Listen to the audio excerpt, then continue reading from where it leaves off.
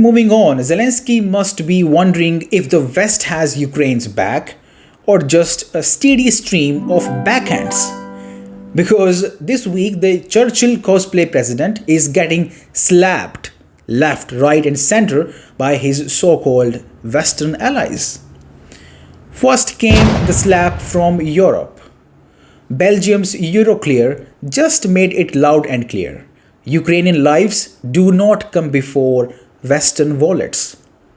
Instead of using billions in frozen Russian assets to rebuild bombed out cities in Ukraine or defend the so called freedom frontier, Europe just handed 3 billion euros of Russian cash to Western investors who got their fingers burnt in Moscow. Ukraine objected, calling it a wrong signal. No kidding, it is a flashing neon sign that reads, "Sorry Ukraine, we are closed, investors first." But before Kyiv could even bandage that bruise, America followed up with a roundhouse. In an interview with ABC News, Zelenskyy admitted something shocking. A massive US military aid package, including 20,000 anti-drone missiles, vanished into the sands of the Middle East. Gone. Reassigned by the new Trump administration to American forces elsewhere because, surprise, America first actually means not Ukraine. We counted on this project. 20,000 between us, 20,000 missiles, anti-Shahid missiles. It was not expensive, but it's special technology. So we counted on these 20,000 missiles. Today in the morning, my Minister of Defense told me that the United States moved it to the Middle East. And that is not all.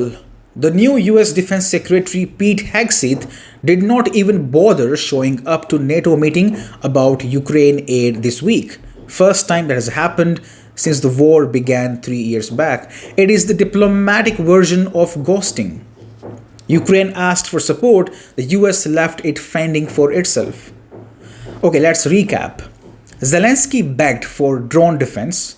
He got a sympathy nod. Europe took Russian money and gave it to hedge funds. America took promised weapons and gave them to the Middle East.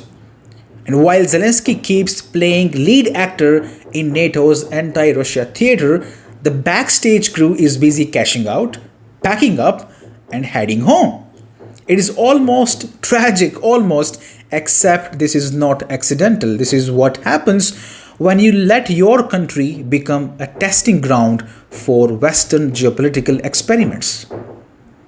The West does not care about Ukraine's future, it cares about scoring cheap victories against Russia, military, economic, symbolic. Ukraine was never the mission, it was always the medium. And now, as Zelenskyy sits in his green t-shirt, looking into ABC reporters' sympathetic eyes, even he is starting to see it. The West used Ukraine as a stage, not a state. And like all props in a play, once the scene is over, they get left behind. Thanks for staying with me. You're watching Global News Factory.